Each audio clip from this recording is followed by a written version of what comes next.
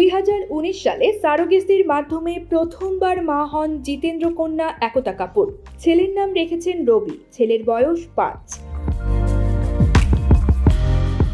এবার বলিপাড়ায় ফের গুঞ্জন, দ্বিতীয়বার মা হতে চলেছেন খ্যাতনামী এই প্রযোজক। এবারও সারোগেসির মাধ্যমেই মা হচ্ছেন তিনি। খবর আনন্দবাজার অনলাইনের। জিতেন্দ্রর 2 সন্তান একতা ও তুষার, কেউই বিয়ে করেননি। 2016 সালে সারোগেসির মাধ্যমে বাবা হন একতার ভাই তুষার। তার ছেলে লক্ষ্যকে যত্নে বড় করে তুলেছিলেন একতা। ভাতিজাকে দেখার পরই নিজেও মা হওয়ার সিদ্ধান্ত নেন তিনি। ঘনিষ্ঠ মহলে একতা জানিয়েছেন তিনি বিয়ে করবেন না, কিন্তু মা হয়ে সন্তানকে বড় করতে চান। সে কারণেই সারোগেসির মাধ্যমে মা হওয়ার সিদ্ধান্ত নিয়েছিলেন।